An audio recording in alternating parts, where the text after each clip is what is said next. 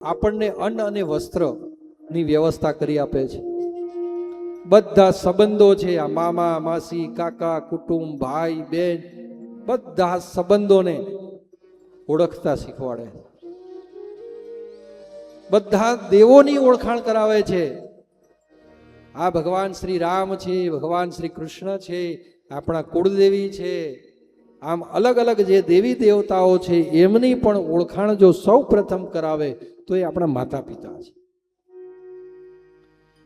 અને માતા પિતા એ મોટામાં મોટા ગુરુ છે. અને જેમને એ પ્રકારનું તમને સુખ આપ્યું હોય, આ જગતને ઓળખતા કર્યા હોય, અને પછી તમે મોટા થાઓ, સારું કમાતા થાઓ, ધન સંપત્તિ વૈભવ તમારી પાસે આવે, અને પછી ન બોલવાના શબ્દો એ માતા પિતાને બોલો, ન કહેવાના વાક્યો એ માતા પિતાને સંભળાવો, અને અનેક પ્રકારના તમે કષ્ટો આપો, દુઃખ આપો, તો એનાથી પછી પરબ્રહ્મ પરમાત્મા રાજી રહે? ઘણા લોકો તો પોતાના માતા પિતાને વૃદ્ધાશ્રમની અંદર મૂકવા જાય છે. તમને શરમ આવી જોઈએ કે જે માતા પિતાએ તમને જીવન આપ્યું, આટલા મોટા કર્યા, તમને ભણાયા ગણાયા, એક લાયક બનાવ્યા, અને એ માતા પિતા માટે આવી ક્રૂરતા, આવી મળશો ને તો આ વાવડા ફોડલા ઉત્પન્ન થશે. મળ અને મૂત્ર પણ પથારીમાં કરવું પડશે. જો તમે માતા પિતાની સેવા નહીં કરો ને તો જીવનમાં ક્યારેય સુખી નહીં થાય. અને જે તમે કરશો એ તમારા સંતાનો એ જોઈ રહ્યા છે, અને એ જોઈ રહ્યા હોય એનો બદલો એ વહેલો મોડો તમને આપવાના છે. એટલું યાદ રાખજો કે જો બોએગા वहीं पाएगा, तेरा किया आगे आएगा, सुख दुख है क्या बन के मुका, जैसी करनी वैसी भरनी, जैसी करनी वैसी भरनी, जैसी करनी वैसी भरनी, जैसी करनी वैसी भरनी.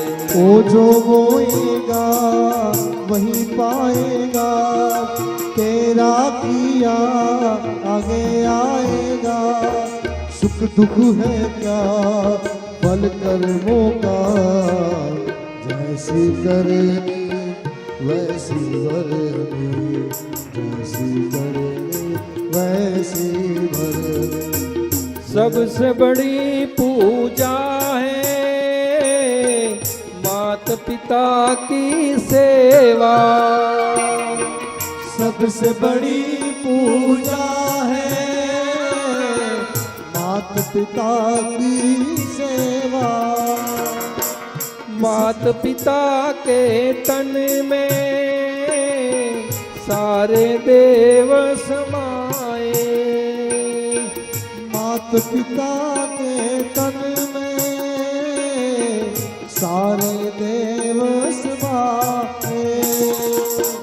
तू इनका दिल खुश रखे तो भगवान खुश हो जाए, जन्नत का दर खुल जाएगा, तेरा किया आगे आएगा, सब कुछ है क्या बन के मुका, जैसी करनी वैसी भरनी, जैसी करनी वैसी भरनी, जैसी करनी वैसी भरनी, जैसी करनी वैसी भरनी, जैसी करनी वैसी भरनी, जैसी करनी वैसी भरनी.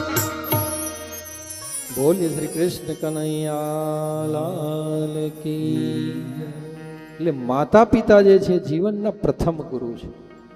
તમે ગમે એટલી તમારા જીવનમાં પ્રગતિ કરો, ધન સંપત્તિ વૈભવ ગમે એટલું કમાઓ, કદાચ એક સમય એવો આવે કે તમારા બીજા અન્ય કોઈ સગા સંબંધીને નાની મોટી ઈર્ષા ઉત્પન્ન થાય, પણ કદાચ તમારા પરિવારમાં કોઈને ઈર્ષા ઉત્પન્ન થાય, પણ જીવનમાં કદી ક્યારેય માતા પિતાને પોતાના દીકરા કે દીકરી માટે ક્યારેય ઈર્ષા ઉત્પન્ન થતી નથી.